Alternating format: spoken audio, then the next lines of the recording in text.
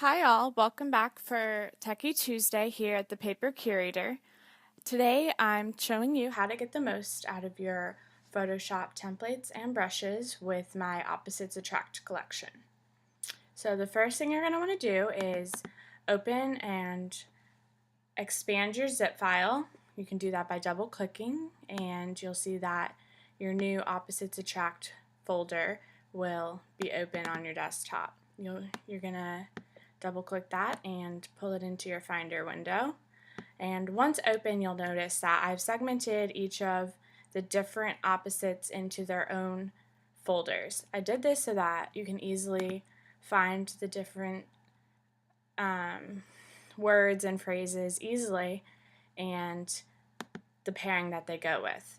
So today, before we get started, I'm going to show you the traditional 4x6 card, and the first thing that I'm going to work with you on is creating a clipping mask. So you're going to pull that up in Photoshop, and you'll notice here that the file is pre-labeled. On the right hand side in your layers window, you're going to see a clipping mask left and clipping mask right. And the way clipping masks work is that you're going to drag your photo image layer on top of the clipping mask and then merge it down basically to that shape. So I just opened two different photos. I'm going to drag them into a separate window, floating window. And so I'm going to work on this left layer first, and I'm going to do, this is a little before and after type photo. It's something that you could possibly do with this different collection. And I'm going to hold down the Shift key while I'm resizing and place this right over the image, blocking everything else out until I get a shape that I want. And then I'm going to also use this transform tool to rotate it so that I get more of the color story I was looking for. Just make sure that it's covering the entire screen and hit enter when you're done doing that. So now you have this clipping mask layer, layer 1, both on top of each other. You're going to want to right click and this menu will come up, and here you have the option to create clipping mask. Now what this is going to do is make this photo the size of this clipping mask, and as you can see here, it's happened. Now if you want to resize, you can select each layer. You never want to resize this clipping mask layer because that will change the shape. But if you're selected on layer 1, you can rotate, you can resize, you can do anything. Now I'm going to drag mine so that it's pretty good to fill that space, and you'll notice that up here I have show transform controls and auto select on. Now I always do that just for myself so that when I click on the layer within the Photoshop window, it'll automatically select it over here in your layers template. Now that is optional, that's just something that I like to do. Now I'm going to do my after and do the same process, but you'll notice when I dragged it into my window that it pre-clipped it. Now to undo that, you're just going to drag it down. You're going to replace it so that it's over a different window. And now I'm going to select both of these layers, the layer 2 and the clipping mask right, and drag them on top so that I can work with the whole thing without interruption. Now I'm going to do the same exact thing as I did before. I'm going to resize and then place it as I would like. Now I want these brush strokes to be diagonal, so I'm just going to size it that way, holding shift to make sure that I keep the proportions. Now when it's over the entirety of the layer, I'm going to right click and create clipping mask again. Now make sure that you're clipping over the right side, and then you can just drag and realign as much as you need. So I'm going to do this a little bit here, zoom out, and a little bit there, and make sure that it's filling my entire space pretty well. Okay, so now that is one option, and you now know how to use clipping masks. So now I'm going to show you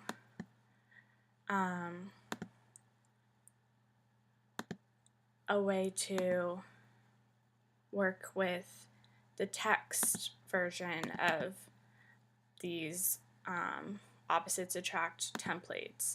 So here I'm going to show you love and hate. You have each of the words, love and hate, in a 4x6 horizontal, or love and hate together in 3x4, 4x3, 4x6, and 6x4 basically. So today I'm going to do a little 4x3 card and open that in Photoshop. And then I'm going to do, I have 2 pictures of coffee, and I love when I have coffee, but I hate when it's done. So I'm going to drag these out of the window again, have them in a different window, and I'm going to drag this over. Now my full cup is what's going to be my love, which would be on the top. And I kind of I'm hoping for this effect to create a circle that completes itself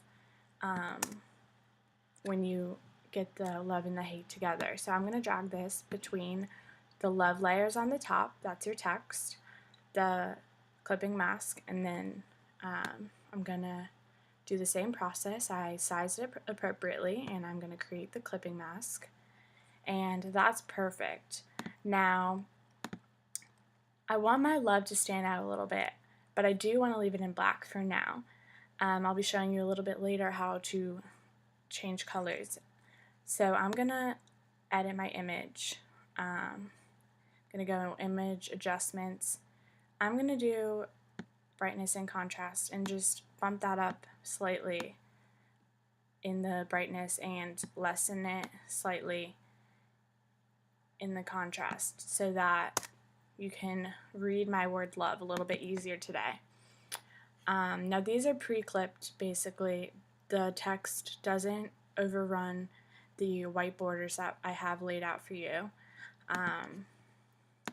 But I will be showing you later how to use the Photoshop brushes if you want to do that as well. So this image, keep in mind I'm trying to see where that coffee cup is, so I'm actually going to adjust this image but drag it under the top image so that I can size it appropriately.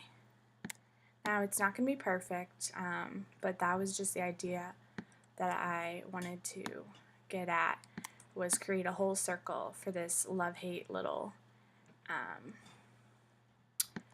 comparison. Now I personally don't have enough of this second coffee cup to fill this space over here, so I'm just going to grab my little clone stamp tool and basically just enlarge my image.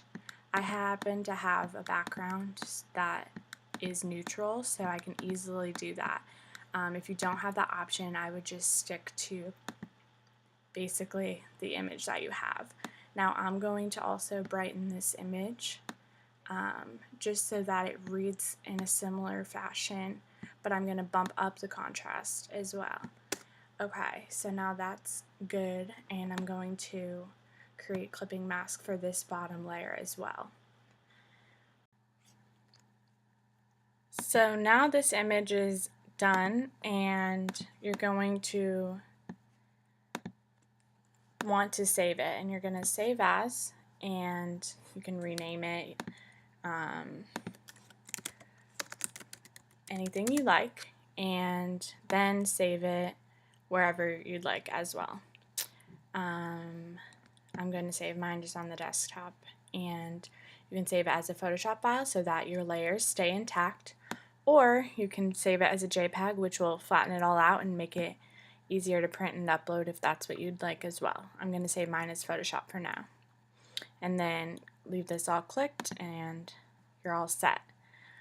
Now you're going to close out, and I'm going to be showing you how I work with changing the color of the text layer to match a color story that you're trying to achieve.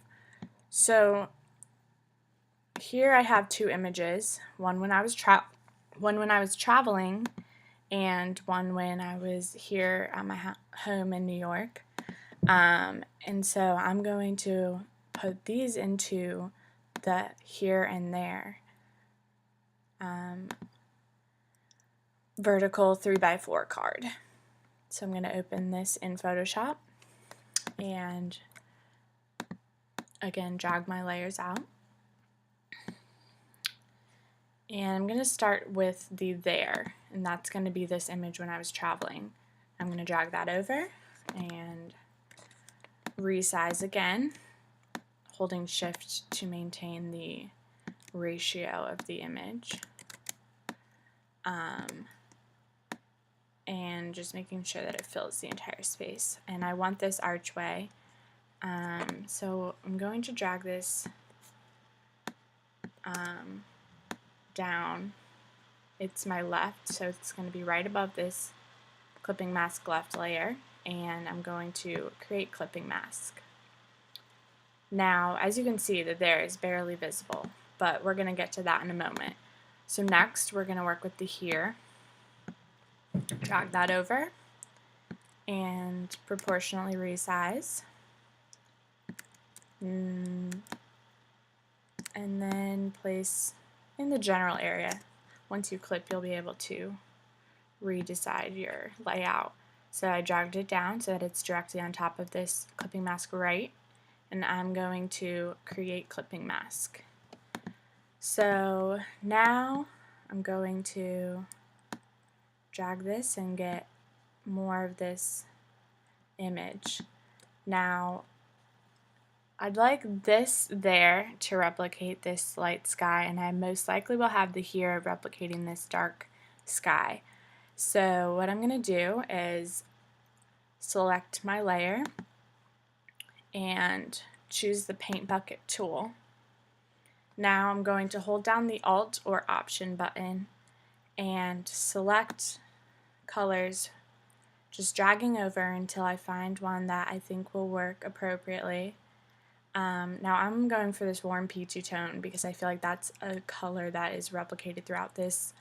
And then I'm going to, you can zoom in if you'd like, and drop that paint color right over your image. Now it's much easier to read, it goes with the look, and you can do the same exact thing for the here. I'm going to choose my paint bucket tool over here. I'm going to go for this darker peachy color, and I'm going to drop that right in. Another fun thing you could do if you want something more dynamic for, say, a digital layout would be to go over here under you have effects, and you can do bevel and emboss. Now this will give it more of a raised appearance.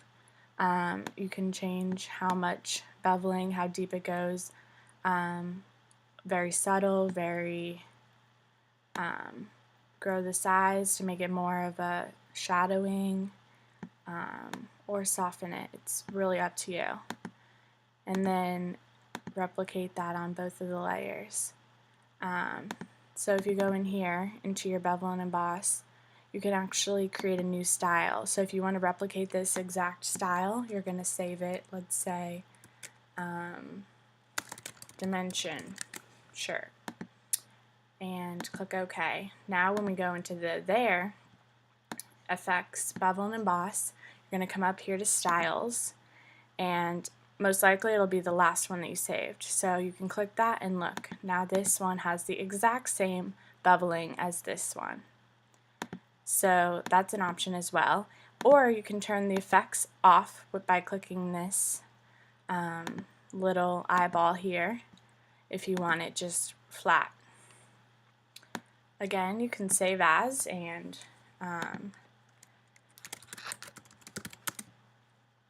Then choose your location and whether you want Photoshop or JPEG. And we're all set. Now that I'm done showing you how to work with the pre-made templates, I'm going to show you how I work with brushes to give yourself a unique look. To work with Photoshop brushes, the first step you're going to want to do is load the brushes into your brush library. Here, under Brush Presets, there's this small button that will give you your preset manager. Open that up to this window and click Load. Now this will bring up a Finder window where you're going to need to search for your brushes. On my desktop I have my Opposites Attract folder, and at the very bottom are the Opposites Attract brushes. This ABR file is what you're going to need.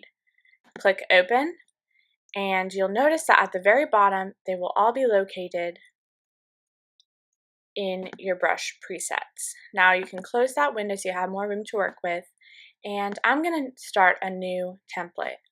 Now I'm going to do a 6-inch width by a 4-inch height, and I'm going to make my resolution 300 in a CMYK printable layout. Now I'm going to name this Love. I think Love is one of the brushes that can be most often used, and I'll get this beautiful white background. Now with this background I will be able to stamp my brushes with the brush tool,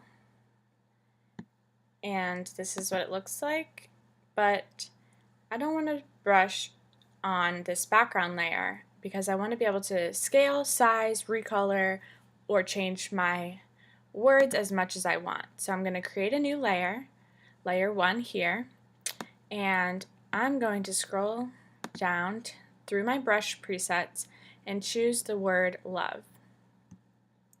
Now you'll see when you choose it, it comes up at 504 pixels, and that's pretty small, which is fine.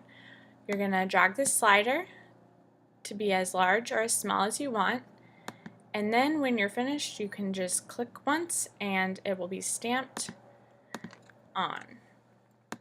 Now you can do this directly on your photos, or as I said, on a new layer where you have transparency in the background.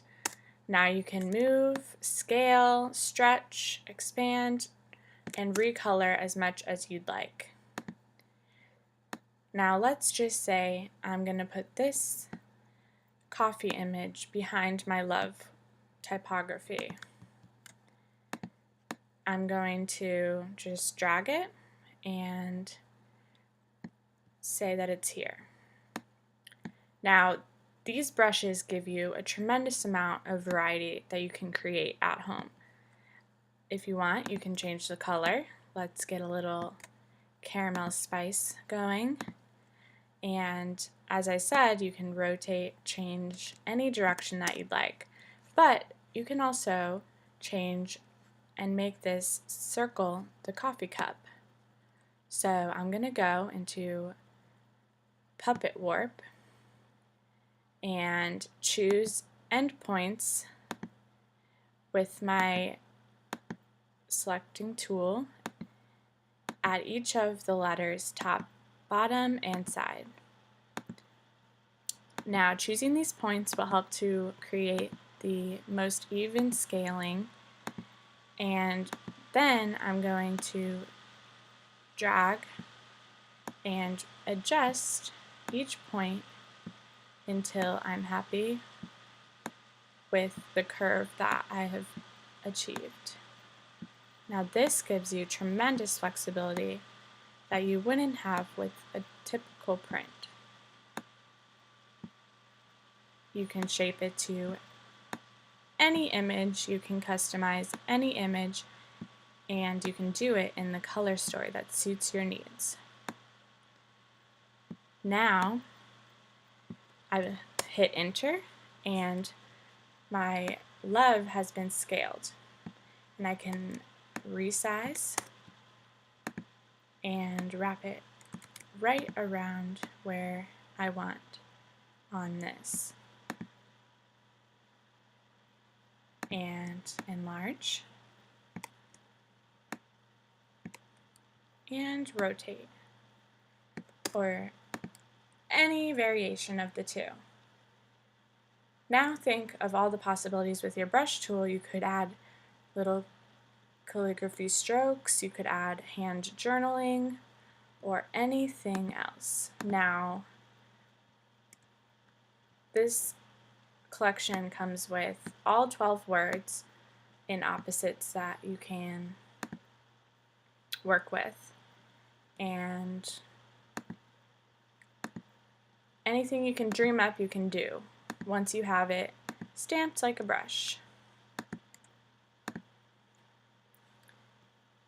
So that's all for today. I hope you've learned a little something about Photoshop, templates, and brushes, and I hope to see you next time for Techy Tuesday on the Paper Curator.